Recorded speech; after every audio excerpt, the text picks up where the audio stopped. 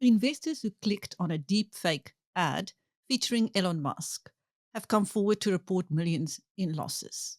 We speak to Advocate Petra van Niekerk, who is representing many of the victims after she herself lost her life savings. Welcome, Petra. Thank you, Chris. How many victims have come forward since that first interview in which you alerted the world to this possible scam? 150 victims have come forward. Can you tell us what's the biggest amount one individual has lost?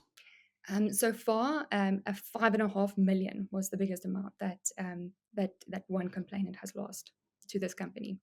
What is the saddest story you've heard so far? I've heard several very, very sad stories. The worst being that of pensioners who lost a part or all of their pensions. I also heard stories of people that had taken out loans on their houses or on their properties. Another person had actually sold a property and used the funds that they made from that sale, put it into this company, thinking it was an investment, and lost all of it. Another person, also it was an old lady, lost her money. She lost all her money, and she attempted to commit suicide. That was also one of the saddest stories that I heard. Have all these victims now made affidavits and laid criminal charges? Some of them have made affidavits and laid criminal charges. A lot of people are still in shock and are very traumatized by what happened to them. But more and more people are taking steps and making affidavits and opening criminal charges against this company. Now, the deepfake ad led people to a registered company, a company registered in South Africa. That company has repeatedly and vehemently denied any link to the deepfake advertisement. How could this have happened then? How can we make sense of what happened here? Well, firstly, I personally think that whatever this company says is absolute nonsense. From the start, people have been deceived. Um, these are fraudsters, and I used to work in the criminal court for a number of months, um, and the criminals that I found were the worst and were the hardest to prosecute were fraudsters, because they would deny everything, and one would everyone can, for example, see that the sky is blue, and you would ask them, you would tell them, can you see the sky is blue, and they'll still deny it. Um, and usually how those fraudsters would get prosecuted was by the overwhelming evidence against them. And I see a similar pattern here where there is overwhelming evidence against this company, and they just barely deny any involvement in the false advertisements. Um, and then on top of that, in any event, a financial forensic investigator, Mr. Bart Henderson, indicated that this company they can't have their cake and eat it too. They were ultimately the beneficiaries of a crime, or they benefited from a crime, and they benefited from the proceeds of a crime. And this company ought to return all the money that they received due to people being lured to their platform as a result of false advertisements. So, so that is my answer to that. What are your next steps now? So, at the moment, we are still collecting more complainants' affidavits and just creating awareness. Um, if anyone is watching this, I would urge them to inform other people that there are scam investment companies and that they should not fall for it. Some people that even fell victim to this particular scam have not yet informed other people, and they put those people at risk, the people that they have not informed or that they assume are informed about this. They put them at risk to also falling victim to these scam investment companies. So they should inform other people and create awareness and tell them to be wary. Everyone has a duty to warn other people.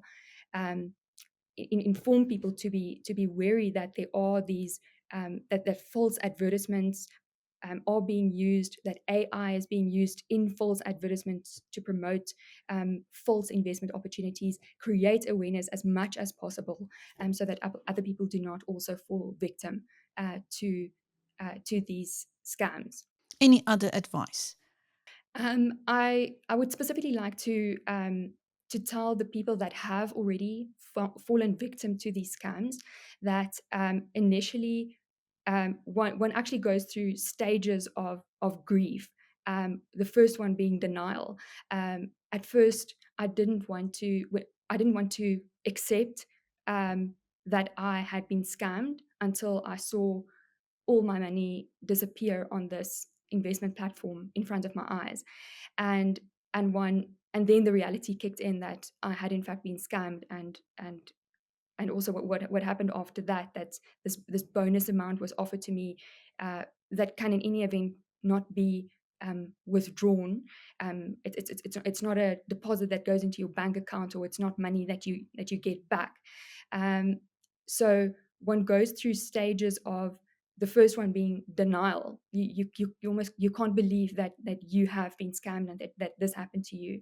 Then the shock of the realization that you lost the money that you thought you invested in something, and the emotions that you go through, it's horrific. It's really terrible. um, and and some people have really might be feeling hopeless. They might be feeling completely uh, yeah I don't even want to mention what people might be feeling, but what I want to say to them is, I know how you feel, and I also went through it, and I also survived it and am surviving it, and I'm still processing the trauma that happened to me. But there is hope, and I also want to urge them to not be quiet. Do not stay silent. I also initially just told one or two people, and I didn't want them to tell other people what had happened to me. But now I've told the whole world, because I don't want this to happen to any other person. It is horrible. It is really horrible, and it's extremely traumatic. And I don't want anybody to go through the trauma that I went through, or the experience that I went through. So please, have the courage to speak to somebody, to talk to somebody. People have phoned me, and they've told me that they feel alone, that they feel like they have nobody to talk to. There are people listening to this that do not even know that their parents have lost a part or all of their pension money. There are people that don't know that your husband or your wife has lost money, or your children, or your neighbors, or your colleagues. This is a reality. This is happening in our country, and those people need your support. They don't need your judgment. And I'd also like to urge people to not look down on anyone who has been the victim of fraud, because really it can happen to anyone. I've now spoken to people, and received affidavits from across the range of um, of people in South Africa, um, from all shapes and sizes, and corners of South Africa. And really, this can happen to anyone, and nobody should think that it can't happen to them, or that it hasn't already happened to somebody that they know, that is not speaking up because they feel ashamed or embarrassed. There's nothing to feel ashamed about. There's nothing to feel embarrassed about. But do not keep quiet. Do not keep silent, because, as I said, we all have a duty to inform others, to warn others, so that this doesn't happen to anybody else. Thank you. That was Advocate Petra van Niekerk speaking to BizNews about the millions investors lost just by clicking on a deepfake ad. Thank you, Petra.